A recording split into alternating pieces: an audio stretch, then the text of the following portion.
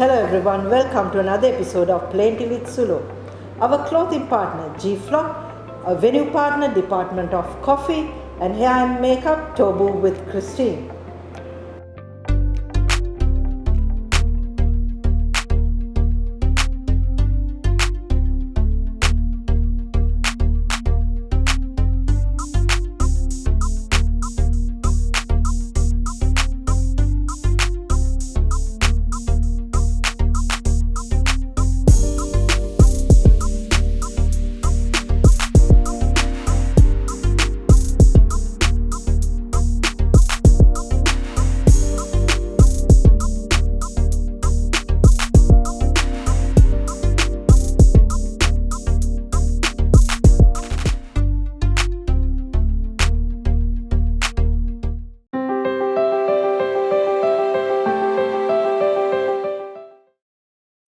Hello everyone, welcome to another episode of Plenty with Sulo. Today our guest, someone unique who has proved her skills and professionalism in aviation industry, leading one of the most iconic global brands for over 2 decades. And she is none other than Devika Ellepola. Devika heads the sales commercial operations Sri Lanka at Emirates. Hi Devika. Hi Salon, lovely to be here. Yes, and thank you for accepting my invitation. My pleasure. Devika, this is just an informal discussion. So if I ask you, who is Devika? Okay, that's a bit of a difficult one to summarize, but let me just get back to my childhood. Okay. So my father was he was a car enthusiast. So from a young age, I was actually associated with a lot of things that the boys would do. Okay. You know, he used to be into racing, collecting vehicles, and so I had a lot of passion in that. And also, I have a sister. He was quite disappointed when I was born a girl and then my sister. So he felt he didn't have a son to help him through with his passion. And I felt that it was my role there to compensate that. But I really enjoyed it because I felt that from a very young age, I got very involved with doing things on my own, or especially leadership, negotiations. So you were a tomboy? Not so much, but yes, in a way. But the traditional way of bringing up a female or a young daughter was not there with me. So I think that was the foundations, and I'm really very happy that that my parents brought me up that way, which is why I'm here today. Yeah, and also recently you won the career achievement on aviation sector at the top 50 awards. Just want to know your journey on that. Right. In school, I studied at St. Richard's. In school, my passion was actually to pursue in the medical field. Okay. Then, when that didn't quite work out, because it was quite tough to get in from Colombo to medical school, I then told my father, look, I want to be a pilot. So he nearly freaked, but he said, yeah, okay. And I wanted to be the first, okay. Now, in Sri Lanka at that time, they didn't have really commercial schools for piloting. Yeah. And I had to abandon that idea because they were not quite going to let me leave Sri Lanka at that age. Then, of course, I pursued my legal studies through the University of Colombo. And then I decided to join Sri Lanka, well at that time Air Lanka, as a ticket office staff. So I had 2 female bosses. Actually, sadly one lady is no more. And I think that they were the foundations of my journey into I want to stop you there. You said you did your attorneys and you joined as a ticketing officer for Sri Lankan Airline. No, I actually didn't do my attorneys. I did my degree. LLB. And at that time, the universities were Right. closed, and so I got married. I did a lot of things in between. Okay. And I done my attorneys, which I should be doing if I want to practice. But well, then I joined aviation, and from there, of course, to Emirates. So I spent my initial years in aviation was with the national carrier, and I'm very grateful to them because I think I learned my ABC from there. And of course, then at Emirates for over 20 years. But prior to that, I worked for the General Sales Agency of Emirates for about 6 years, and then I was recruited as the sales manager for Emirates in Colombo. So overall, I have spent about 30 years with Emirates. 30 years with Emirates. So a girl who thought to be a pilot, then end up in the Colombo University doing her LLB, then joined the ticketing, then now heading a global, one of the most reputed airline sales. Definitely, yeah. One of the most iconic, and I'm really very happy about that. And we are proud of you. So coming back to your profession, the careers and all that, I want to know what was your career lesson as, now you said 30 years in Emirates, we are a multinational, and being in the Sri Lankan as well, what is your career learning, lessons you have learned? When I joined, if you take Emirates, which is the sales manager's position or the sales position, at that time, going back about 25 years ago, there were, to my recollection, there weren't many people doing sales, many females doing sales. So my first boss at Emirates, he said, no, you can do it. You have the, and I had no confidence. I thought, no, I can't do this. No, you can. And to be honest, it was like a duck taking to water. I just really flourished. I enjoyed the job. I was able to deliver what Emirates expected, and I mean, from there on, of course, it was no turning back. And Emirates is a global brand. I mean, it evolved, it continuously evolved, and it is today one of the leading airlines. So in that process, you also develop, and that's what I feel that I've been able to benefit from. Today But being a woman in a Emirates, the gender and all that, how it affect you, or is it was you were taken as it is, or how? I think so, because at that time there wasn't this, there wasn't too much focus on it.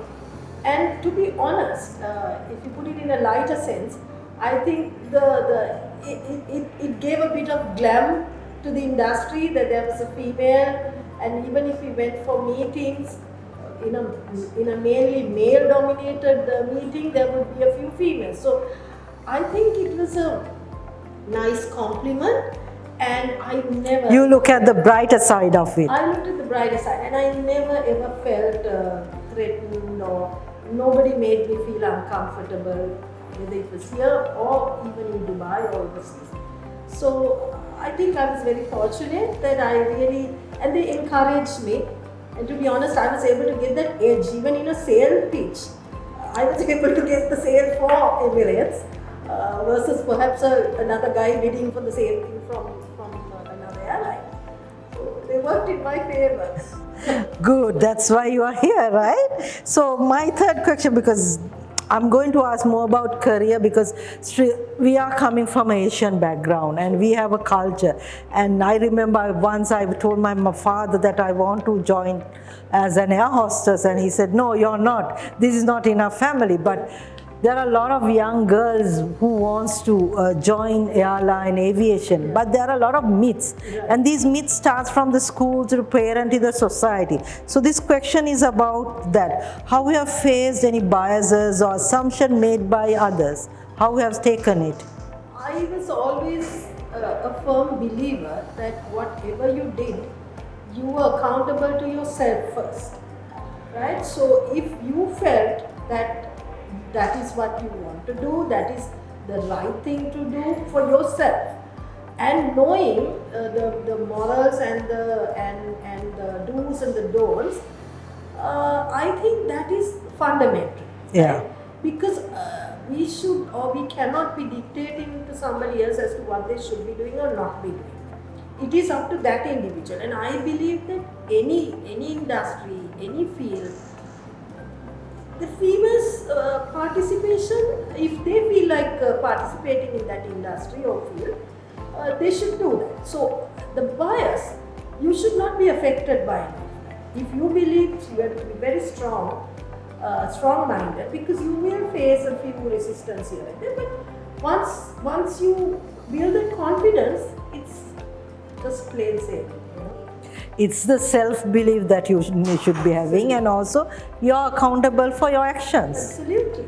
And yes, I agree with you, because bias will be there. People can say things, but it is you who's carrying your life and living your life, Correct. right? So who was your mentor to be someone like this, to believe in yourself, to go forward? Who was your mentor? I would think largely it was my dad, because he's the one who encouraged me to be fearless, to make my own decisions, and he encouraged me. So he was I would say, the beginning of in my career, he was my mentor. But then over the years, as I said, I had 2 female bosses at Sri Lanka, and they all encouraged. So, and as I journeyed, there were so many people who I looked up to. One being Mrs. Rohini Nanakkara. One of the closest, I really like her. Once I actually asked her, how do you manage? Because at that time she was, I think, heading Bank of Salon, one of the banks. And then she told me, Devika, don't fear. Just go forward. You will manage it, and you will be able to, because I had a daughter. So she said, don't worry, just believe in yourself. And I think that's absolutely true. So she also played that role in my life. So yeah, as a child, it's your father who helped you to come. Then when you career, different kind of bosses, but you still believed that a woman or a lady mentor can help another woman. Definitely, because they understand you. The emotional side and also the family and everything. But I had wonderful male bosses, and certainly they played a very, very important role over the years. So I think it's a combination. I can't say it's really one person as such, but a lot of influence. Okay, now if one day if you leave your career or if you retire, will you ever mentor a girl or a young woman to succeed in your position? Definitely. Actually, I've already started mentoring a few people. For a long time, because they come to me, they ask me, how do you juggle family life, personal life, office life? You are seen at a wedding, same day you are at a funeral, same day you had something, cocktail party. How do you do it? And then you have brought up your daughter. You get the energy. You get the energy to do all of that. Then you enjoy what you do.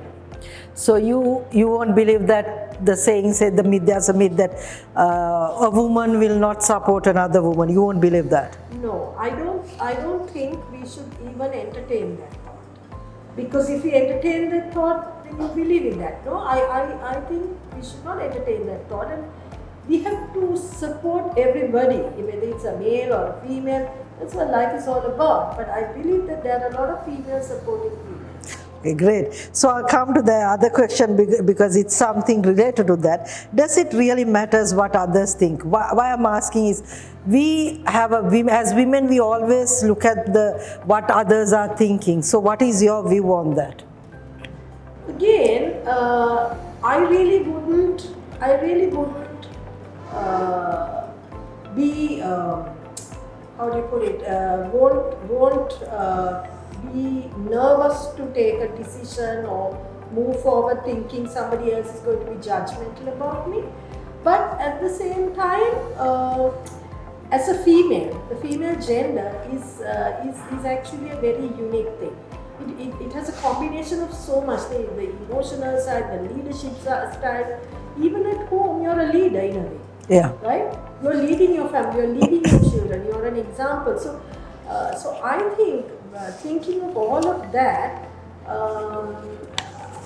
I really don't believe that we should be stifled by things like that. And we have to again take the decision and So rather than entertaining what people thinks, we should entertain what we are. That's what you are saying, right? And there's a certain decorum as a female. Yeah. Right? It's that uniqueness as a female. So that combination is what we must strive to achieve. And then you really stand out. So you've got to be yourself, but at the same time, there is that uniqueness as a female. Right. I'm going to ask some 5 questions. These are 5 questions. Just give quick answers, short answers. What is leadership to you? Leadership is being a role model to the others who look up to you, or not necessarily look up to you, but who probably are even in the side. So it is about being a role model. So being a role model. The second one, the country badly needs what? They need committed female or male leaders. Commitment is what is important, the love for the country. Okay. Marriage is for you? Yes. What is marriage for you? For me, it's a beautiful partnership. It's about understanding each other, giving each other the space. I am? I am a person who believes that we should live and let live and support each other. What's your message for young people? Don't fear. The world is out there for you. Don't fear. Believe in yourself. I think that is critical. The belief and the confidence that you have in yourself, that you can conquer whatever you want to if you believe in yourself. Great answers. Devika, finally I'm going to ask you this. A young girl or a young mother who thinks that aviation is not for them but wanted to join, what is your message to them? Aviation is for them because I believe that there is a lot of exposure in aviation, in various segments of it, and you will be richly rewarded by actually joining the aviation industry. It's a lovely industry to be in, and I think you should not hold back. Please join. I would encourage. Thank you so much, Devika. Devika said something very important. She said, look into yourself. And she said, the confidence. And also she said, it's okay to fail. Don't think about what others think. Think about what you want and what you believe. And that's a success according to her. So Devika, thank you very much for joining with Plenty with Sulo. Thanks, Sulo. It was my pleasure. And I wish you all success in the magnificent job you are doing. And we'll be all behind you to support you in all your endeavors. Thank you so much. Be tuned to Plenty with Sulo.